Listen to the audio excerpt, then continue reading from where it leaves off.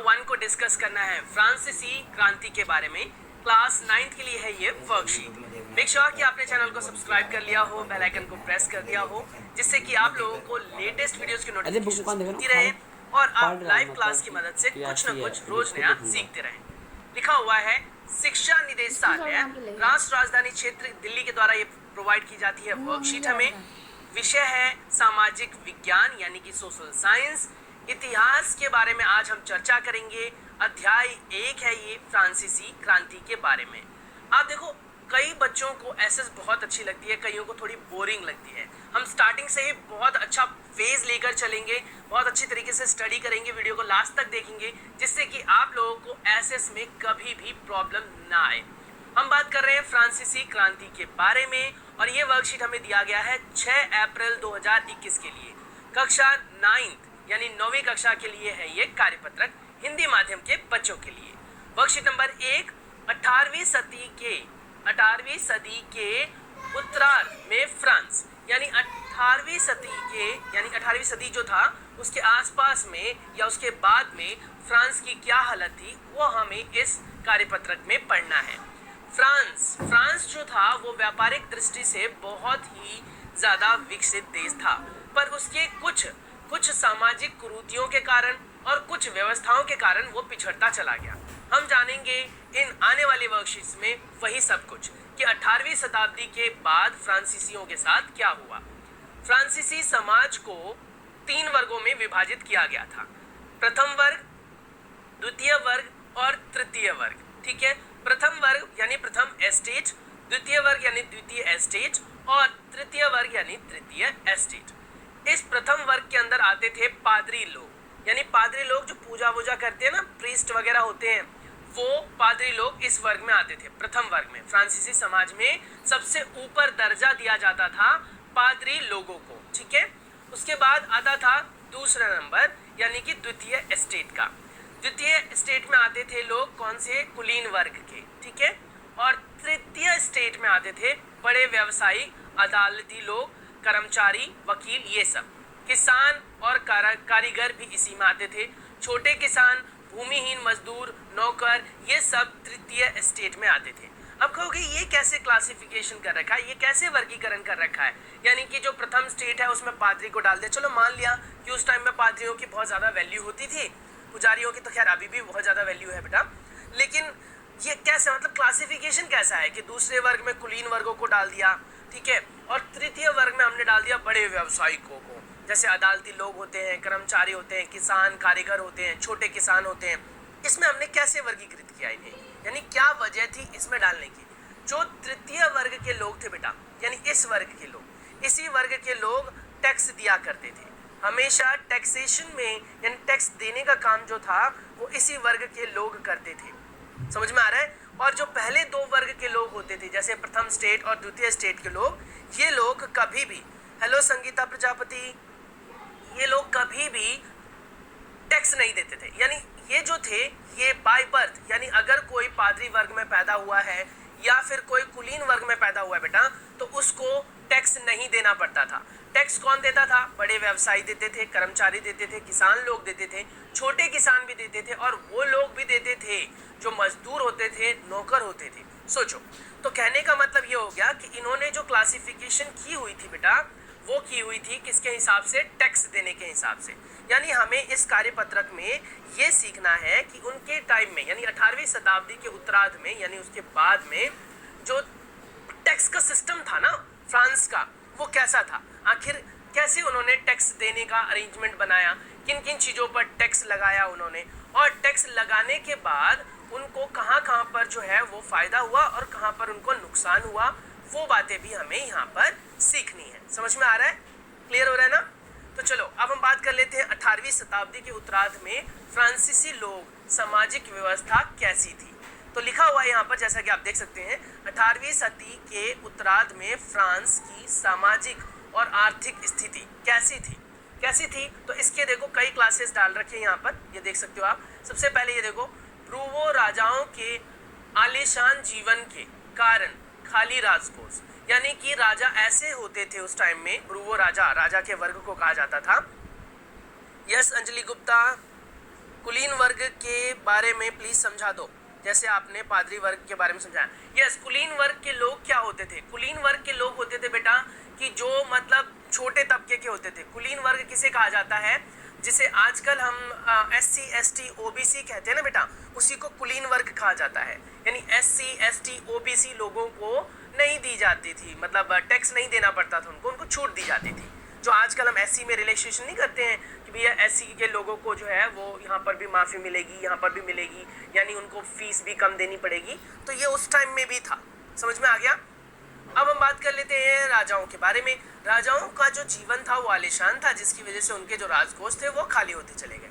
उसके बाद लगातार युद्धों के कारण फ्रांस पर लगभग 10 से 12 अरब लिब्रे का कर्ज हो गया। लिब्रे यानी लिब्रे यहाँ पर करेंसी थी बेटा, फ्रांस की करेंसी है लिब्रे, ठीक है। तो 10 से 12 अरब लिब्रे का कर्ज हो गया, क्योंकि युद्ध लगातार लड़ रहे थे वो। फ्रांस का नाम तो वैसे भी अमूमन आपने सुना होगा, युद्ध में बहुत आगे थे वो, मतलब कर्जा ले लेके भी युद्ध लड़ लेते थे। पूरी आबादी का 90% किसान थे, लेकिन 60% जमीन पर कुलीन, चर्च और तीसरे एस्टेट अमीरों का अधिकार था। यानी कि देखो 90% तो किसान थे, लेकिन पादरी वर्ग के लोगों ने उनकी जमीन हथिया ली, कुलीन वर्ग के लोगों ने जमीन हथिया ली। अब जमीन हथियाने से क्या हुआ? वो अनाज नहीं उगा पाते थे और टैक्स नहीं दे पाते थे, जिससे कि क्या हुआ? राजकोष धीरे धीरे कम होता चला गया। राजकोष की जो कह सकते हो कमी थी वो होती चली गई। अब यहाँ पर देखो लिखा हुआ है, लेकिन 60% लोग जमीन, कुलीन, चर्च और तीसरे स्टेट के अमीरों का अधिकार था, जिसकी वजह से क्या हुआ?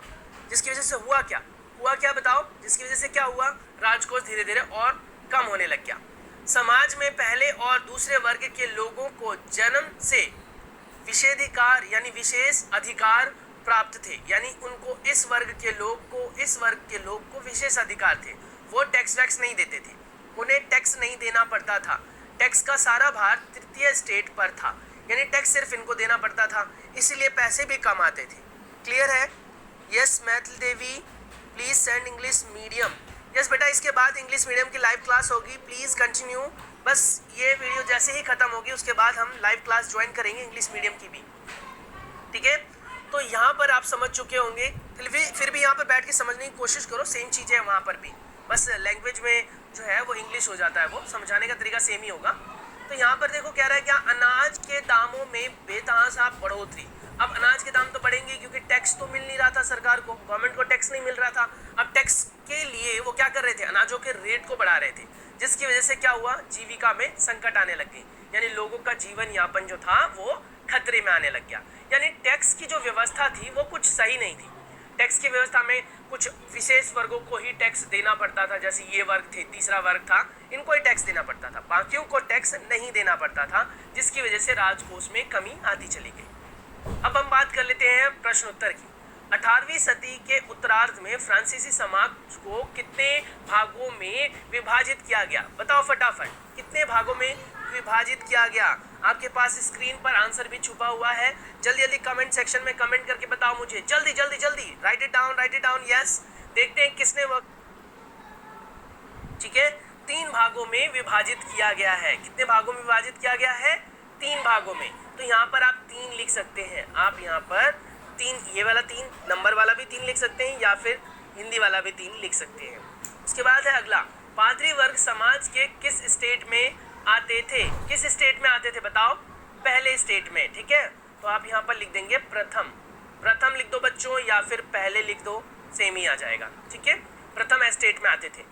किन वर्गों के लोगों को जन्म से विशेषाधिकार मिले थे? बताओ, जल्दी बताओ कमेंट सेक्शन में।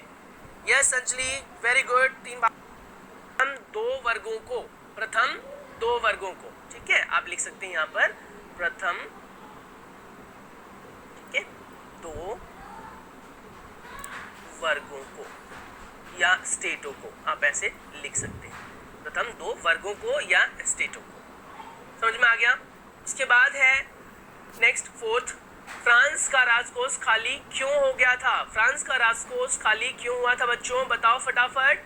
ये देखिए, आप ये रीजन लिखेंगे इसमें, जो नेक्स्ट वाले का आंसर है 4th का आंसर, वो ये लिखेंगे, ब्रूवो राजाओं के आलीशान जीवन के कारण खाली हो गया था राजकोष। तो आप लिखेंगे क्या? ब्रूवो राजाओं के आलीशान जीवन के कारण ही उनके राजकोष खाली हो गए। तो आप यहाँ पर लिख लेंगे तो ये रीजन में आ जाएगा। तो जो फोर्थ का आंसर है बच्चों वो एज इट इज आपको यहाँ से कॉपी करना है, ठीक है, एज इट इज। समझ में आ गया?